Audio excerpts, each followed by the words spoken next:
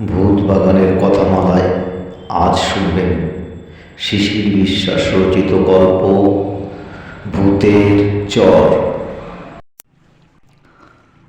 বাদাবনের এই গল্প শুনে কেউ মুখ বাঁকাতেও পারে, কিন্তু আমি নিরুপায়। আসলে রায়দিঘি ঘাটের সেই মাস্টারমশাইয়ের সঙ্গে আর দেখা হয়নি আমার। আর দেখা হলেও যে সুরাহা কিছু হবে সে সম্ভাবনাও কম। গোড়া থেকেই খুলে বলি ব্যাপারটা। ছোটোখাটো এক কোম্পানির সেলস রিপ্রেজেন্টেটিভ, কাজের খাতিরে তাই ছোটাছুটি করে বেড়াতে হয় নানান জায়গায়। এমনই এক প্রয়োজনে গিয়েছিলাম বাঁদার ওই দিকে সীতারামপুর গ্রামে। ফেরার দিন লঞ্চের গোলমালে দেরি হয়ে গেল বেশ অনেকটা। রায়দিঘি যখন পৌঁছলাম তখন বেরিয়ে গেছে কলকাতার বাস। পরের বাস ঘন্টা দুয়েক পরে। অনেকটাই সময়। কি করি? পায়ে পায়ে এসে বসলাম জেটিঘাটের অদূরে কদম গাছের তলায় বাঁধানো এক চাতালের উপর। বেসরকারি অফিসের সামান্য মাইনের ছাপোষা কর্মচারী।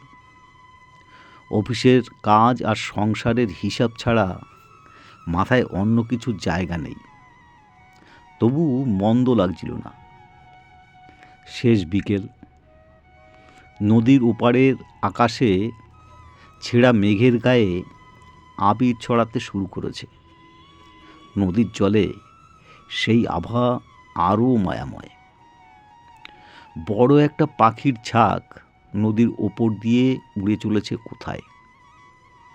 নিচে শান বাঁধানো ঘাটে ছলাৎ ছলাৎ শব্দে ঢেউ এসে আছড়ে পড়ছে। অদূরে জেটিঘাটে ঝুড়ি ভর্তি মাছ নামছে ট্রলার থেকে। হই হই চিৎকার। তার বাইরে এক অন্য অনুভূতির জগৎ। মিনিট কয়েকের জন্য তন্ময় হয়ে গেছিলাম বোধ হয়। হঠাৎ দেখি আমার সামান্য দূরে সেই চাতালের ওপর বসে মাঝবয়সী এক বাউন্ডুলে গোছের মানুষ। হালকা চেহারা, আধময়লা ধুতির উপর একটা বেঢপ শার্ট, নাকের নিচে বেশ ভারী একজোড়া কাঁচা পাকা গোঁফ। আমাকে তাকাতে দেখে বললেন, কিছু মনে করবেন না স্যার, আমরা দু চারজন বিকেলে খানিক বসি এখানে। বাকিরা আজ দেখছি আসেনি এখনো। তা আপনি বাস ফেল করেছেন বুঝি? বুঝতে বাকি রইল না। জায়গাটা বিকেলে এদের কয়েকজনের আড্ডার আসর। অজান্তে অনধিকার প্রবেশ করে ফেলেছি। তাড়াতাড়ি মাথা নেড়ে বললাম, হ্যাঁ ঠিকই ধরেছেন, গিয়েছিলাম সীতারামপুরে। একটুর জন্য বাসটা ফেল হয়ে গেল। আমাকে ব্যস্ত হয়ে উঠতে থেকে বলেন, আরে তাতে কি হয়েছে, বসুন না। কেউ যখন এখনো আসেনি তখন আপনার সঙ্গেই গল্প করে যাক খানিক। কথাবার্তা সামান্য অসংলগ্ন হলেও ভদ্রলোক কিন্তু জমিয়ে ফেলল বেশ। নাম বললেন অভয় চক্রবর্তী। কাছেই এক স্কুলে মাস্টারি করেন। কথায় কথায় বললেন, সীতারামপুর আমি গেছি একবার, কাছাড়ি বাড়িতে ছিলাম। ম্যানেজার নিতাই তালুকদার মানুষটা বড় চমৎকার। কাজের প্রয়োজনে আমিও গেছিলাম ওই নিতাই তালুকদারের কাছেই। রাতে কাছাড়ি বাড়িতেই ছিলাম। বললাম সে কথা। শুনে উনি বললেন, ওই কাছাড়ি বাড়ির কাছে ডাক সাইটে মাঝি আছে একজন, জগন্নাথ সর্দার। তার নৌকায় সুন্দরবনে ঘুরতে গিয়েছিলাম একবার। তারপর সে এক ব্যাপার হয়েছিল মশাই। হাতে সময় প্রচুর। এসব বাদা অঞ্চলের গল্প মানেই বাঘ নয়তো ডাকাতির রোমহর্ষক কাহিনী। গত রাত্রিরে নিতাই তালুকদারের কাছেও শুনেছি গোটা কয়েক, মন্দ লাগেনি। নতুন আর একটা গল্পের গন্ধে তাই নড়ে চড়ে বসলাম। ততক্ষণে উনি বলতে শুরু করেছেন।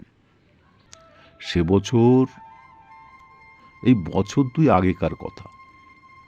রায়দিঘিতে মাস্টারি করলেও বাদার ওদিকে আর যাওয়া হয়ে ওঠেনি কখনো। সেবার স্কুলের কয়েকজন হঠাৎ ঠিক করলো বেড়াতে যাবে বাদার ওদিকে। আমাকেও সঙ্গে জুটিয়ে নিল। জুটে গেল আশপাশের 2-3টে স্কুলের আরও কয়েকজন। এই রায়দিঘির ঘাট থেকে বড় একটা ভটভটি নৌকায় রওনা হয়েছিলাম ঠিক পূর্ণিমার পরের দিন। 3-4 ট্যুর। চাঁদনি রাতে জল আর জঙ্গল দেখার সুযোগ যাতে ভালো করে মেলে তাই বাসা হয়েছিল সময়টা। কিন্তু এ দুনিয়ায় সব কিছু ঠিক মতন কবে আর হয়েছে, তাই গোলমাল হয়ে গেল একদম গোড়াতেই। বিকেলে ভগবতপুর কুমির প্রকল্প দেখে রাতটা কাটানো হলো সীতারামপুরের কাছে। পরদিন সকাল সকাল ছেড়ে দেওয়া হলো নৌকা। ঘণ্টাখানেকের মধ্যে এসে পড়লাম বিশাল ঠাকুরান নদীতে। কি বলবো, নদী তো নয়, যেন সমুদ্র। চারপাশে দিগন্ত বিস্তৃত, শুধু জল আর জল। চারপাশে তাকিয়ে কোথাও কূলের খোঁজ মেলে না। আর সে কি ঢেউ! ব্যাপারটা বুঝেছিলাম পরে। সুবিশাল ঠাকুরান নদীতে ঢেউয়ের তেজ এমনিতেই ভয়ানক, তার উপর তখন সবে জোয়ার শুরু হয়েছে। ঢেউয়ের তেজ তাই আরও বেশি। বিশাল বিশাল ঢেউ আশ্রে এসে পড়ছে ভটভটির গায়ে। অত বড় নৌকা প্রায় মোচার খোলার মতো ঠেলে উঠছে উপরে। তারপর নাগরদোলার মতো মুহূর্তে নেমে আসছে গোত্তাকে। সে এক ভয়ানক অবস্থা। দেখতে না দেখতে হাউ মাউ শুরু হয়ে গেল সারা নৌকো জুড়ে। আনন্দ করতে এসে এভাবে প্রাণের ঝুঁকি নিতে রাজি নয় কেউ। কয়েকজন তো রীতিমতো কান্নাকাটি জুড়ে দিল। এক্ষুনি ফিরে যাবে সবাই। বাঘ আর বাদার জঙ্গল কোনোটাই দেখার দরকার নেই আর, স্বাদ মিটে গেছে। সুতরাং ঘোরানো হলো নৌকার মুখ। ভটভটি ফিরে চলল ফের রায়দিঘির দিকে। ব্যাপারটা আমার কিন্তু ঠিক মনোভূত হলো না। বেড়াতে বেরিয়ে এভাবে পালিয়ে যাওয়ার মানে হয় না। অবস্থাটা হয়তো কিছু বিপজ্জনক, কিন্তু এই বিপদ মাথায় করেই তো বেঁচে রয়েছে হাজারো মানুষ। তবু হয়তো মেনেই নিতাম। কিন্তু সাহস জোগালেন রমেনবাবু। ভদ্রলোকের বয়স কম, নতুন যোগ দিয়েছেন আমাদের স্কুলে। ঘোড়ায় বোঝাবার চেষ্টা করলেন সবাইকে, কিন্তু তাতে যখন কোনো কাজ হলো না তখন বললেন তাকে সীতারামপুরে নামিয়ে দেওয়া হোক। ব্যবস্থাপত্র করে তিনি একাই যাবেন। তাই হলো। রমেনবাবুকে নামিয়ে দেওয়া হলো সীতারামপুরের ঘাটে। নেমে পড়লাম আমিও। অচেনা অচেনা জায়গা, কিন্তু কাজের মানুষ রমেনবাবু মুশকিল আসান করে ফেললেন কিছুক্ষণের মধ্যে। ঘাটেই আলাপ হয়ে গেল কাছাড়ি বাড়ির নিতাই তালুকদারের সঙ্গে। খাস কলকাতার মানুষ, চাকরির দায়ে পড়ে আছেন এই পাণ্ডব বর্জিত স্থানে। প্রায় জোর করেই ধরে নিয়ে গেলেন তার ওখানে। গল্প হলো অনেক। ভেরি টাটকা মাছ দিয়ে ভুড়ি ভোজ। বললে সুন্দরবন বেড়াতে যাবেন, সেজন্য ভাববেন কি, জগন্নাথ সরকারকে খবর পাঠাচ্ছি। অমন অভিজ্ঞ মাঝি এ তল্লাটে আর দ্বিতীয়টি পাবেন না। বাদার বন ও নখদর্পণে নিজের নৌকাও রয়েছে। যে কয়দিন ইচ্ছে হয় নিশ্চিন্তে ঘুরুন। খবর পেয়ে মাঝি জগন্নাথ সর্দার এসে হাজির হলো খানিক বাদেই। মাঝবয়সী মানুষ, ছিপছিপে পাকানো শরীর। কিন্তু ওর নৌকা দেখে ভরসা হলো না বিশেষ।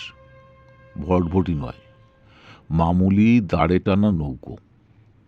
এতে কত আর ঘোরা যাবে? আশঙ্কায় বলেই ফেললাম সে কথা। ব্যাপারটা জগন্নাথ সরকারকে যে এত আঘাত করবে ভাবিনি। প্রায় দপ করে জ্বলে উঠল তার চোখ দুটো। বলল, ভটভটিতে কদিনের জন্য বেড়াতে বেরিয়েছেন বাবু? দিন চারেকের জন্য বেরিয়েছিলাম, বললাম সে কথা। লোকটা বলল, ওই 4 দিনই আমাকে সময় দেবেন। কথা দিচ্ছি বাদার এদিকটা গুলিয়ে খাওয়াবো আপনাদের। ঘুরিয়ে নিয়ে আসবো ভূতের চর পর্যন্ত। নিতাইবাবু পাশেই ছিলেন, বললেন, জগন্নাথকে খ্যাপাবেন না মাস্টারমশাই, ওর পক্ষে সব সম্ভব। তাছাড়া ব্যাপারটি কি জানেন, ভটভটিতে কিছুটা তাড়াতাড়ি হয় ঠিকই, তবে মাঝি যদি পাকা হয়, বাদায় জোয়ার ভাটার হিসেবটা যদি ঠিকমতো বোঝে, তবে দাঁড় টানা নৌকোতেও কিছু কম যায় না। দিন 2 ঘুরে এলেই বুঝবেন। তবে একটা কথা, ভূতের চরের ওদিকে না যাওয়াই ভালো। ভূতের চর, অদ্ভুত নামটা গোড়ায় জগন্নাথের মুখে শুনেও তেমন কৌতূহল হয়নি, কিন্তু এবার হলো। বললাম, কেন বলুন তো? প্রত্যুত্তরে ভদ্রলোকের পাশে জগন্নাথের উপর একটু চোখ বুলে নিয়ে বললেন, সে অনেক কথা, জগন্নাথেরই ভালো জানা। তবে এটুকু বলতে পারি, জায়গাটা অনেক দূরে আর বেশ নির্জনও বটে। ডাকাতের ভয় রয়েছে যথেষ্ট। এর বেশি নিতাইবাবু তখন আর কিছু বলেননি। আমরাও আর জিজ্ঞাসা করিনি কিছু। সেই রাত্রেই হাট বাজার সব সেরে পরের দিন ভোরে বেরিয়ে পড়লাম। নৌকোয় সাওয়ার আমরা 2 জন, এছাড়া জগন্নাথ নিজে আর ওর সমবয়সী একজন দাড়ি, নরেন মণ্ডল। নদীতে তখন ভাটার টান, তার উপর বাতাস অনুকূলে। এই দেখে পাল তুলে দিল জগন্নাথ। দাঁড় ছাড়াই প্রায় তীর বেগে ছুটে চলল নৌকা। ঘন্টা 2 মধ্যে এসে পড়ল সেই ঠাকরুন নদীতে। নৌকার পেছনে পাকা হাতে হাল ধরে আছে জগন্নাথ। কুল কিনারাহীন সেই জলরাশির মাঝে আমাদের নৌকা কোনাকুনি পাড়ি দিতে লাগল। ঢেউয়ের তেজ আজ কিছু কম, তবু তাতেই আমাদের এই ছোট নৌকা থেকে খাই পর্যন্ত লাফালাফি করছিল। অবিরাম ছলাৎ ছলাৎ করে নৌকার উপর লাফিয়ে উঠছিল জল, ছেঁচে ফেলা হচ্ছিল তৎক্ষণাৎ। আমাদের বুকের ভেতর অবশ্য আশঙ্কার চাইতে রোমাঞ্চকরের ছোঁয়া বেশি ছিল। এক তো এই অভিজ্ঞতা বারবার আসে না, তার উপর নৌকার পেছনে বসে পাকা হাতে জগন্নাথ মাঝি যেভাবে নিশ্চিন্তে হাল সামলাচ্ছিলেন, তাতে মানুষের উপর যে ভরসা করা যায় সেটা এতক্ষণে বুঝে ফেলেছি। ওরই ভিতর লোকটা আমাদের সঙ্গে নানান গল্প করে যাচ্ছিলেন সমানে। ইতিমধ্যে নামিয়ে ফেলা হয়েছে পাল। দাড়ি নরেন মণ্ডলের 2 হাতে 1 জোড়া দাঁড় চলছে সমানে। জল ছেঁচতে ছেঁচতে আমরা গল্প জুড়লাম জগন্নাথের সঙ্গে। ভেতরে কৌতূহলটা ছিলই। সুযোগ পেয়ে ভূতের চরের প্রসঙ্গটা তুললাম এক ফাঁকে। আমার মনের ভাব আজ করতে পেরে জগন্নাথ বলল, ম্যানেজার বাবুর কাছে তো শুনেছেন কিছু, তবে সেটাই সব নয়। ভূতের চরের বদনাম অন্য কারণে। বাদায় যাদের নিয়মিত যাওয়া আসা রয়েছে, তাদের অনেকেই ওখানে অনেক কিছু দেখেছে, ভূত প্রেত, নানা অপদেবতা। রমেনবাবু এক মনে শুনছিলেন, প্রায় লুফে নিয়ে বললেন, আর 1-8টা শোনাও দেখি জগন্নাথ। নৌকায় এমন নাগরদোলা তোল খেতে খেতে ব্যাপারটা মন্দ লাগবে না। রমেনবাবুর কথা জগন্নাথের পছন্দ হলো না তেমন। সে যাই বলুন বাবু, আমাদের ওই বাদার মানুষের কাছে ব্যাপারটা সহজ নয় অত। শুনতে চাইলেন যখন বলি একটা। সেবার মরশুমে সাতজেলিয়ার জনা কয়েক মানুষ বেরিয়েছিল গোলপাতা কাটতে। গোলপাতা চেনেন তো?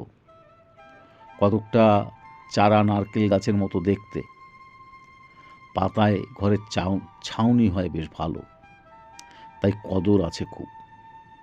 তা ভালো গোলঝাড়ের খোঁজে ঘুরতে ঘুরতে ওরা এক সময় এসে হাজির হলো ভূতের চরে। নদীর ধারেই বড় বড় গোলপাতার জঙ্গল। দেখে নৌকো ভিড়িয়ে বনবিবির নাম নিয়ে নেমে পড়ল সবাই। টানা 2 দিন গোলপাতা কাটা হলো। বড় নৌকো নিয়ে আসা হয়েছে, সঙ্গে লোকজনও অনেক। তবুও গোড়ায় ভয় একটু ছিলই, কিন্তু 2 দিনেও যখন কিছু ঘটল না, তখন খানিকটা সাহস বাড়ল সবার। 3য় দিন বনের একটু ভেতরে ঢুকে পড়ল ওরা। জোর কদমে পাতা কাটার কাজ চলছে।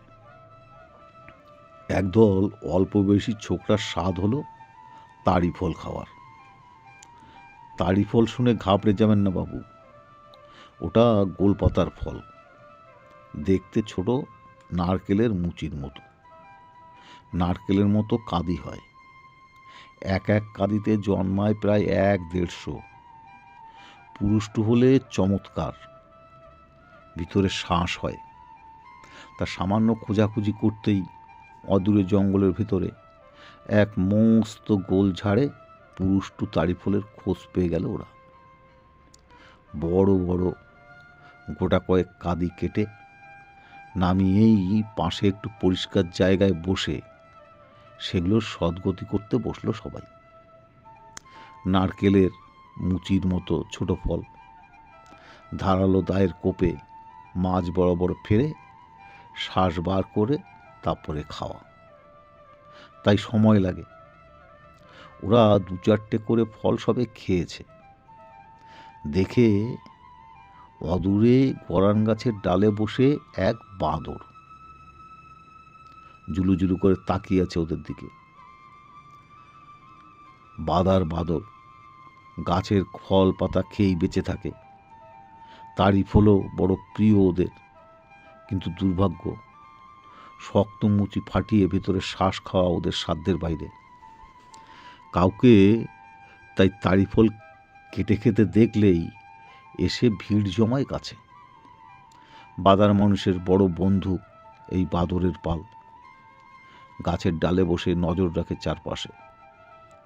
দুশ্মন বড় শেয়ালকে, মানে বাঘ, দেখতে পেলেই হুঁশিয়ার করে দেয়।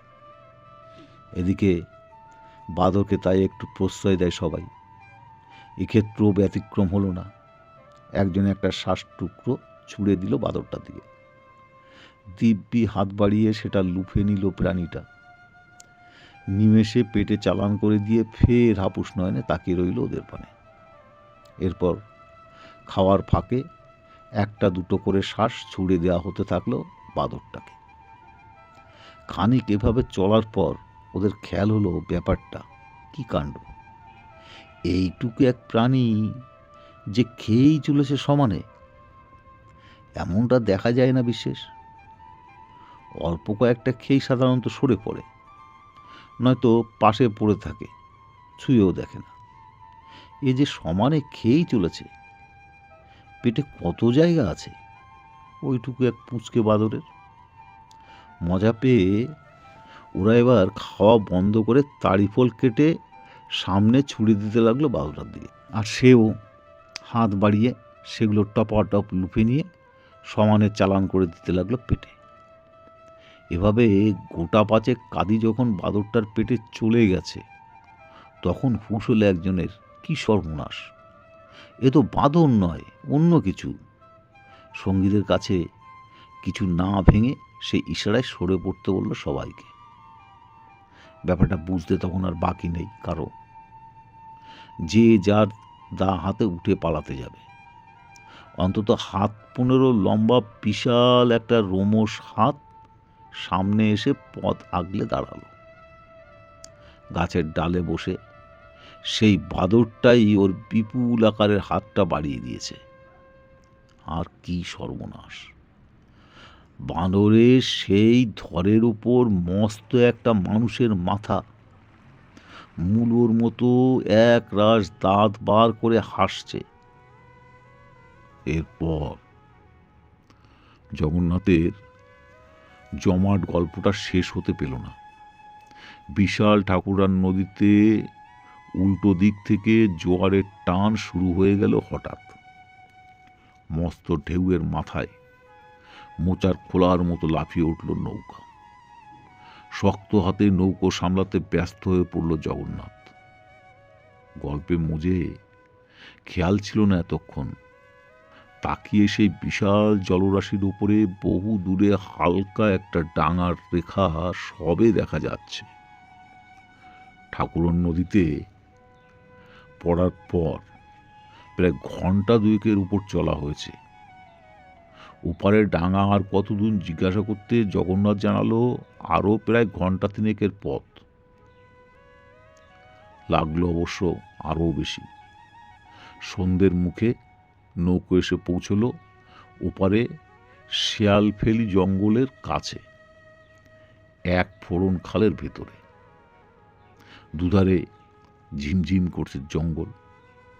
বড় নদীতে তবু মাঝে মধ্যে দু একটা নৌকো নজরে পড়ছে। এখানে এই সন্ধ্যায় জনমানুষের চিহ্ন নেই কোথাও। নিস্তব্ধ, নিঝুম। ইতিমধ্যে আকাশে বড় চাঁদ উঠেছে একটা। মায়াবী আলোয় ম ম করছে চারপাশ। নিঝুম বনের ভেতর থেকে ভীত একটা হরিণ ঢাউ ঢাউ শব্দে ডেকে উঠল হঠাৎ। জগন্নাথ বলল, জায়গাটা গরম আছে বাবু, রাতটা সাবধানে থাকতে হবে একটু। গরম মানে বাঘ রয়েছে জঙ্গলে। তারই গন্ধ পেয়ে হরিণটা ডেকে উঠল হঠাৎ। শুনে ভেতরে কিছু একটা রোমাঞ্চ জাগলেও অন্য ব্যাপারটাও এলো প্রায় হাত ধরে। এমন কিছু চওড়া খাল নয়। রাত্রিরে সাঁতরে এই ছোট্ট নৌকায় ওঠা বাঘের পক্ষে কিচ্ছু নয়। রমেনবাবু প্রস্তাব করলেন, নৌকো ফাঁকায় বড় নদীতে নিয়ে নোঙর করতে। শুনে জগন্নাথ ফিক করে হেসে বলল, সে তো আরও বড় বিপদ বাবু। এদিকে ডাকাতের বড় রমরমা। রাত্রিরে বড় নদীতে কেউ তাই নৌকা নোঙর করে না, সব ঢুকে পড়ে জঙ্গলে খালের ভেতর। তাতে অবশ্য রেহাই মেলে না সব সময়। তবে জগন্নাথ যখন রয়েছে, ঘাবড়াবেন না কেউ। রাত্রিরে বড় শেয়াল যদি হানা দেয়, ডেকে দেব আপনাদের। চাঁদনি রাত আছে, দেখতে পাবেন। নিশ্চিন্তে শুয়ে পড়েন। বাদার বন কি জিনিস সেই প্রথম রাত্রিরে মালুম পেলাম। বেশ নিশ্চিন্তেই ঘুমিয়ে পড়েছিলাম। জগন্নাথের ডাকে ঘুম ভেঙে গেল হঠাৎ। কানের কাছে মুখ নিয়ে চাপা গলায় ডাকছে আমাদের। আমরা জেগে উঠতেই ফিসফিস করে বলল, সাবধান বাবুরা, ডাকাতের নৌকা মনে হচ্ছে। তবে ঘাবড়ে যাবেন না, কাছে এলেই হাঁক দেব। আপনারা শুধু তাল দিয়ে যাবেন, বলবেন বন দপ্তরের বাবু টহলে বেরিয়েছেন। বাকিটুকু সামলে নেব আমি, হুঁশিয়ার। বলেই প্রায় হুড়মুড় করে ছইয়ের ভিতর থেকে বেরিয়ে গেল জগন্নাথ। ঘাবড়ে গেলেও ওর ভিতর দ্রুত তৈরি হয়ে নিলাম যথাসম্ভব। ভেতর থেকে তাকিয়ে দেখি জ্যোৎস্নার আলোয় অদূরে লম্বা মতো একটা নৌকো আমাদের দিকে এগিয়ে আসছে। কাছাকাছি আসতেই প্রায় বাঘের মতো গলায় গর্জে উঠল জগন্নাথ, কাদের নৌকো যায় এই রাত্রিরে? নৌকোটা ততক্ষণে প্রায় আমাদের গায়ের কাছে এসে পড়েছে। ওদিক দিয়ে খড়খড়ে গলায় উত্তর এলো, কিন্তু তোমরা কারা, কোন গায়ের? গায়ের নই গো, বন দপ্তরের। বাবুরা রয়েছেন ভেতরে, টহলে বেরিয়েছেন, কিন্তু তোমাদের জবাব পাইনি এখনো। ফের হাঁক পড়ল জগন্নাথ। মিনিট খানেক ওতর পেয়ে কোনো সাড়া শব্দ নেই, চুপচাপ। এই সময় জবর খেল দেখলেন রমেনবাবু। ভদ্রকের বুকের পাটা আছে বটে। লুঙ্গির উপর ধপধপে শার্টটা চাপিয়ে হঠাৎ গটমট করে বাইরে বাইরে কে রে, কুমিরমারির মতিযুদ্ধি নাকি? এত রাত্রে নৌকা বেয়ে কোথায় যাচ্ছিস? উত্তরে ছইয়ের ভেতর থেকে হাত কসলাতে কসলাতে একজন বেরিয়ে এলো। লম্বা চওড়া, মজবুত শরীর, তুতুনির নিচে খানিকটা ছাগল দাড়ি। আগে না কর্তা, আমি মোল্লাখালীর রমজান। বেড জাল পেতে সুতিকালে মাছ ধরতে বেরিয়েছি। তা পাশ আছে তো, নাকি বেপাশেই বেরিয়েছিস? ফের হাঁক পড়লেন রমেনবাবু। আগে আছে কর্তা। হাত কসলাতে কসলাতে বলল লোকটা। ঠিক আছে, যা। প্রায় সঙ্গে সঙ্গেই দু জোড়া দাঁড়ের টান বেরিয়ে গেল নৌকোটা। রায়দিঘির স্কুলে মাস্টারি করি, আমাদের অনেক খবরই কানে আসে। কুমিরমারির তমিজদ্দি ডাকাতের নাম শুনেছি বার কয়েক। বড় চমৎকারভাবে সেটা কাজে লাগিয়ে দিয়েছেন রমেনবাবু। শুধু আমিই নই, খোদ জগন্নাথও হাঁ করে তাকিয়ে আছে এতক্ষণ। রমেনবাবু এভাবে একাই ব্যাপারটা সামলাবেন ভাবতেই পারেনি সে। নৌকাটা বাঁকের মুখে অদৃশ্য হয়ে যেতে এক গাল হেসে বলল, দারুণ সামলেছেন বাবু, কোনো সন্দেহ নেই এরা ডাকাত। যেভাবে তমিজুদ্দিন নাম করলেন তাতেই কাঁত হয়ে গেছে একেবারে। আমার তো মনে হয় এরা তমিজুদ্দিন দলেরই লোক। রমেনবাবু শুধু একটু মুচকি হাসলেন। ভূতের চরে তাহলে কিন্তু যাচ্ছি আমরা। তোমার ওই গল্পের শেষটুকু পাওনা হয়ে রয়েছে। জগন্নাথ প্রত্যুত্তরে কপালে একবার হাত ঠেকে বলল, সেজন্য চিন্তা করবেন না বাবু, শুয়ে পড়েন এবার। খানিক বাদে ভাটা শুরু হলেই ছেড়ে দেব নৌকা। শেষ রাতে ভাটার টান শুরু হতে ছেড়ে দেওয়া হলো নৌকা। সারাদিন হরেক নদী আর খাল পাড়ি দিয়ে বিকেলের দিকে এসে পৌঁছলাম ছাইমারির কাছে। জঙ্গলের দিকে আরও গভীর, আরও নির্জন। তবে এই একদিনে সাহস অনেকটাই বেড়ে গেছে আমাদের। আসার পথে দেখেওছি কম নয়। নদীর চড়ায় ঘাস খেতে আসা হরিণ, শুয়োর, এমনকি মাঝারি আকারে একটা কুমির পর্যন্ত। এক ফোড়ন খালের ধারে দিব্যি রোদ পোয়াচ্ছে পেল্লায় সাইজের পায়রা চাঁদা, আর বাদার এই বাঘা কাঁকড়া দিয়ে দুপুরের ভোজটাও হয়েছে জমজমাট। তাই বাঘের ধাকে এ পর্যন্ত না মিললেও আফসোস নেই কারো। ঠিক হলো রাতে ভাটার টান যখন রয়েছে নৌকো ভাওয়া হবে। সম্ভব হলে আজই পৌঁছে যাওয়া হবে কেদোখালির কাছে। ভূতের চর তারপর আর বেশি দূর নয়। যাই হোক, বিকেলের মরা আলোয় দুজনে বসে আছি নৌকার উপর। নদীর জলে লালচে আভা, ডাট টানার একখানা ছপ ছপ শব্দ। হঠাৎ একটা বাঘ ঘুরতে দেখি মস্ত একপাল হরিণ নদীর চড়ায় বড় বড় ধানি আর মুথো ঘাস দিয়ে রাতের ডিনার সারতে ব্যস্ত। চমৎকার ওই দৃশ্য দেখে প্রায় নিঃশব্দে নৌকো খানিকটা তীরের দিকে এগিয়ে আনা হলো। হরিণের পাল কিন্তু নড়ল না বিশেষ। জগন্নাথ বলল, এ জিনিস বাবু দাঁড়ে টানা নৌকো থেকেই দেখা সম্ভব। ভটভটি হলে আওয়াজে দূর থেকেই পালাতো সব। এমন দৃশ্য একসঙ্গে এত হরিণ বড় একটা দেখা যায় না বিশেষ। হা করে তাকিয়ে আছি। হঠাৎ সতর্ক হয়ে উঠল প্রাণীগুলো। মুহূর্তে মুখ তুলে ছুটে পালিয়ে গেল জঙ্গলের ভিতরে। প্রায় সঙ্গে সঙ্গেই অদূরে একটা ঝোপ নড়ে উঠল সামান্য। ব্যাপারটা কি বোঝার জন্য রুদ্ধশ্বাসে অপেক্ষা করছি। গাছপালা ঠেলে বেরিয়ে এলো একটা মাঝবয়সী মানুষ। ছোটখাটো শরীর, হাঁটুর উপর ভাঁজ করে পাকা পরা একটা লুঙ্গি, খালি গা, মাথার উপর একটা গামছা শুধু ঘোমটার মতো জড়ানো, মুখ ভর্তি কদিনের না কামানো দাড়ি, হাতে ছোট একটা হেতালের লাঠি। এই ভয়ানক অরণ্যের ভেতর লোকটা এই অসময়ে হঠাৎ কোথা থেকে এলো। যখন ভাবছি ততক্ষণে লোকটা কাছে এগিয়ে এসেছে আরো। হাত তুলে বলল, আমি ঝাড়খালির গণেশ ঢালি, বড্ড বিপদে পড়েছি বাবু, বাঁচান। বিস্ময়ের ঘোর তখনও কাটেনি। হা করে তাকিয়ে আছি দুজনে। ওদিক থেকে জগন্নাথ বলল, ব্যাপার কি বলো দেখি। সে অনেক কথা মাজিদা। কদিন আগে দুজনে বেরিয়েছিলাম চোরাই হরিণ শিকারে।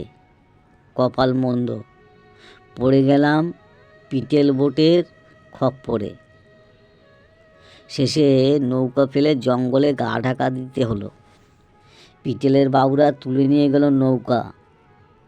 দিন তিনেক জঙ্গলে আটকে থেকেও যখন কোনো নৌকার খোঁজ মিলল না, তখন সাঁতরে নদী পার হতে গিয়েছিলাম। চোখের সামনে সঙ্গীকে টেনে নিয়ে গেল কুমিরে। সেই থেকে আটকে আছে এখানে। কদিনে গোটা কয়েক কেওড়া ফল ছাড়া পেটে আর কিচ্ছু পড়েনি। জগন্নাথ বলল, আমরা কিন্তু বাবু ভূতের চরের দিকে যাচ্ছি। আবাদে ফিরতে দিন কয়েক লাগবে আরো। লোকটা শশব্যস্ত বলল। তা লাগুক মাজিরা। লোকটাকে নৌকায় তুলে নেওয়া হলো। এরপর গোড়ায় কিছুটা আড়ষ্ট মনে হলো, কিছুক্ষণের মধ্যেই কিন্তু সে মানিয়ে ফেলল বেশ। ছোটখাটো চেহারের মানুষটা বেশ কাজেরও বটে। কদিনের না খাওয়া শরীর, কিন্তু একরকম জোর করেই নরেনের হাত থেকে দাঁড়জোড়া টেনে নিয়ে যেভাবে উৎসাহে টানতে লাগলো তা দেখবার মতো। দেখে জগন্নাথ বেজায় খুশি। এক ফাঁকে বলেই ফেলল, এভাবে চলতে পারলে কাল দুপুরের অনেক আগেই ভূতের চরে পৌঁছে যেতে পারবো। কিন্তু দিনটা সেদিন বোধহয় ভালো ছিল না একেবারেই। খানিক বাদেই কি ঘটতে চলেছে স্বপ্নেও ভাবতে পারিনি তখন। রাত তখন গোটা আষ্টেক। জোয়ার শুরু হয়ে গেল। আগন্তুক গণেশ ঢালির ইচ্ছে ছিল আরও খানিক এগিয়ে যাওয়ার, কিন্তু জগন্নাথ রাজি হলো না। ঢেকের মুখে ফোড়ন খালের ভেতরে রাতের মতো নোঙর করতে চাইল। জায়গাটা ওর পরিচিত। জ্যোৎস্নার আলোয় আজও ভেসে যাচ্ছে চারপাশ। কল কল করে স্রোত বইছে ফোড়ন খালে। চাঁদের আলো পড়ে ঝিকমিক করছে। নৌকো তখন নোঙর করা তোড়জোড় চলছে। হঠাৎ অদূরে খালের পাড়ে জঙ্গলের উপরে ঝপাং করে প্রবল শব্দে কি একটা আছড়ে পড়ল। গোড়ায় মনে হয়েছিল পাড়ের মাটি ভেঙে পড়ল বুঝি, কিন্তু ভুল ভাঙতে দেরি হলো না। মস্ত এক নোনা জলের কুমির সম্ভবত বিশ্রাম করছিল পাড়ের উপর। আমাদের সাড়া পেয়ে নেমে পড়েছে জলে। অভিজ্ঞ জগন্নাথ জানালো, কুমিরটা মানুষ খেকো এবং ক্ষুধার্ত বটে। আমাদের সাড়া পেয়ে জলে নেমে পড়ল। শিকারের আশায় কাছেই কোথাও ওত পেতে থাকবে সারা রাত। যাই হোক, ব্যাপারটা নিয়ে ওরা অবশ্য মাথা ঘামল না বেশি। রাতের রান্নায় তোড়জোড় শুরু করলো একটু বাদেই।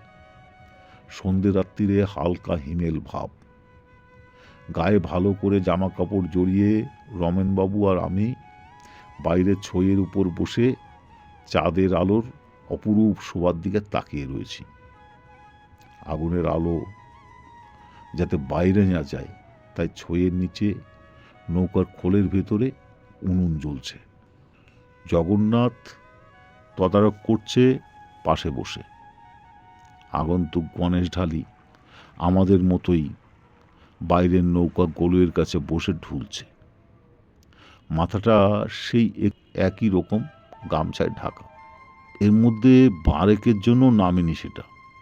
সামনে ফাঁক দিয়ে মুখটা দেখা যাচ্ছে শুধু। এমন সময় দেখি দূরে একটা নৌকা আসছে আমাদের দিকে। পরিষ্কার চাঁদের আলোয় দূর থেকে হলো চিনতে ভুল হলো না। কি সর্বনাশ! গতকাল রাত্রে সেই ডাকাতের নৌকোটা। বুঝতে বাকি রইল না, যে কোনোভাবেই হোক আমাদের ফাঁকিটা ধরে ফেলেছে ওরা, আর সেই থেকে আড়ালে পিছু নিয়েছে। সারাদিনে টেরটিও পায়নি কেউ। ততক্ষণে জগন্নাথের চোখেও পড়েছে ব্যাপারটা। দাঁড়িয়েছে বাইরে এসে, হতাশ হয়ে বলল, আর রেহাই নেই বাবুরা, কপাল এবার খারাপ দেখছি। দেখতে দেখতে সে নৌকো এসে থামলো আমাদের পাশে। গটমট করে ভেতর থেকে বেরিয়ে সেই দাড়িওয়ালা লোকটা, হাতে বন্দুক, পাশে আরও দুজন। কই গো পিটেল বোটের বাবুরা, চাঁদ বোধন দেখাও দেখিনি একবার। জগন্নাথ বলল, যা আছে বার করে দিচ্ছি, অযথা হেনস্থা করো না বাপু। খ্যা খ্যা করে হাসলো লোকটা। সে আর বলতে, সারাদিন যা ভোগানোটা ভুগিয়েছ। বাইরে দেখছিস কি আকসার, দুই বাবুর একটারে বেঁধে আন দিনি। জামিনদারের ব্যবস্থা হোক আগে, তারপর কি মেলে দেখি। শুনে পা থেকে মাথা পর্যন্ত শিউরে উঠল। কি ভয়ানক কথা! আমাদের কাউকে আটকে রেখে মোটা টাকা আদায় করতে চায় এরা।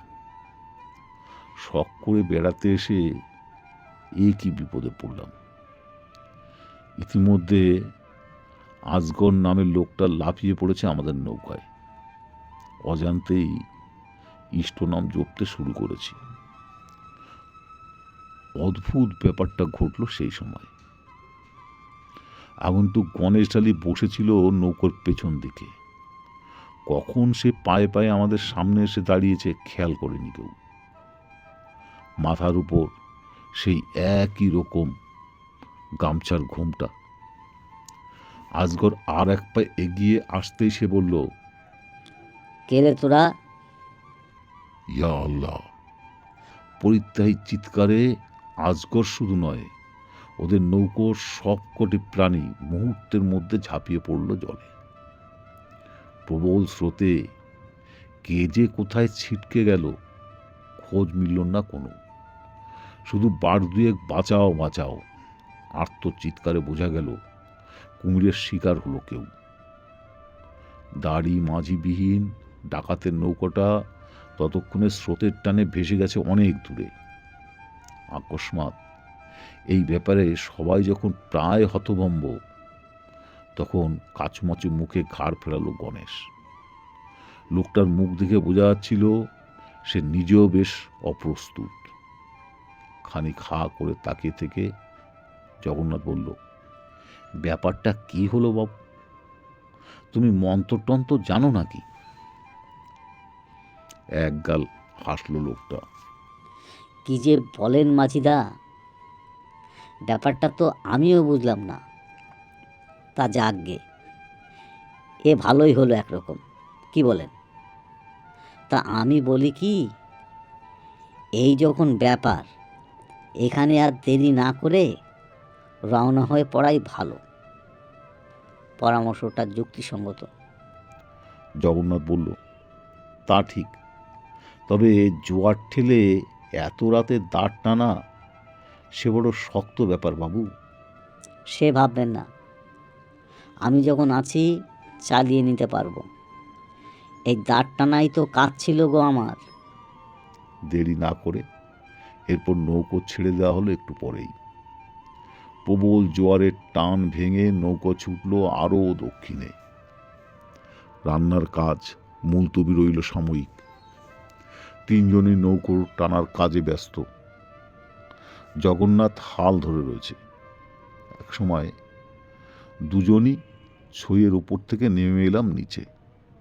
তারপর কখন ঝিমুনি মতো এসে গিয়েছিল, ঘুমিয়ে পড়েছি, খেয়াল নেই একবারও।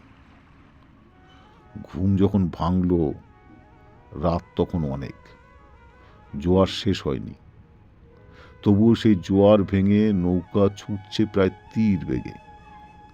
মামুলি দাঁড়ে টানা নৌকো জোয়ার ঠেলে এত জোরে ছোটার কথা নয়। তাড়াতাড়ি সামনের দিকে তাকালাম। আগা নৌকোয় বসে দাঁড় টানছিল রনের। কেউ নেই সেখানে। তাড়াতাড়ি উল্টো দিকে তাকলাম। পেছন ফুড়ে দাঁড় টানছে গণেশ, কিন্তু জগন্নাথ কোথায়? দুটো চারপাশের চোখ ঘোরালাম একবার। না, দুজনের কেউ নেই কোথাও। শুধু গণেশ ঢালি দাঁড় টেনে নিঃশব্দে চলছে। মাথার পর গামছাটা সেই ঘোমটার মতোই রয়েছে। ততক্ষণে রমনবাবু উঠে বসেছেন। বললেন, জগন্নাথদের দেখছি না কেন গণেশ? গেল কোথায় ওরা? কি জানি কোন চুলোয় গেছে সে দুজন। দাঁড় টানতে টানতেই বলল গণেশ। ভূতের চর কিন্তু আমরা এসে গেছি বাবুরা। আপনাদের দেখার এত ইচ্ছে, চলেন ঘুরে নিয়ে আসি। বলতে বলতে হঠাৎ ঘাড় ফেরালো সে। পা থেকে মাথা পর্যন্ত শিউরে উঠল মুহূর্তে। গামছার ঘোমটার ভেতরে গণেশের মুখের রক্ত মাংসের চিহ্ন নেই। ঝকঝকে এক রাশ দাঁত বার করা একটা নরকঙ্কাল। পো পো করে অদূরে কলকাতা যাওয়ার বাসটা হর্ন দিয়ে উঠল এই সময়। একেবারে গপ্পের ক্লাইম্যাক্সে এসে ছন্দপতন যাকে বলে। ভদ্রলোক বললেন, এই যা, আপনার কলকাতা বাসের ছাড়ার সময় হয়ে গেল দেখছি। কলকাতা যাওয়ার শেষ বাস। দেরি করার উপায় নেই আর। দারুণ গল্পটার শেষটুকু তাই শোনা হলো না আর। ছুটলাম বাস ধরতে। মাস তিনেক পরের কথা। অফিসের কাজে সীতারামপুরে নিতাইবাবুর কাছে গেছি আমরা। কথায় কথায় অভয় চক্রবর্তীর কথা তুলতেই ভদ্রলোক চমকে উঠলেন। কেন, চেনেন নাকি ওনাকে? আগে হ্যাঁ, রায়দিঘির ঘাটে পরিচয় হয়েছিল একবার, স্কুল মাস্টার। ও, সে এক ব্যাপার মশাই। বছর দুই আগে আমারই ঠিক করে দেওয়া নৌকো আর মাঝি নিয়ে সুন্দরবনে বেড়াতে গেছিল ওরা। ঠিক 3 দিনের মাথায় এক সকালে সেই নৌকোর খোঁজ মিলল ওই রায়দিঘির ঘাটে। ভেতরে সমানে বিড়বিড় করছে দুজন। চিনতে পারছেন না কাউকেই। রীতিমতো পাগলামির লক্ষণ। মাঝিরাও নিখোঁজ। সারা রায়দিঘিতে সে এক হুঁস্থল কাণ্ড। তবে খবর পেয়েছি ইদানিং নাকি কিছু সুস্থ হয়েছেন ওরা। আর মাঝি দুজন? ভেতরের উত্তেজনা দমন করে কোনো মতে বললাম আমি, সে তো আরও রহস্যজনক ব্যাপার মশাই। এর দিন কয়েক পরে গ্রামের এক জেলেদের নৌকোয় ফিরে এলো 2 মাঝি, জগন্নাথ আর নরেন। ভাটির এক জঙ্গলে ঘুরে বেড়াচ্ছিল বদ্ধ উন্মাদ।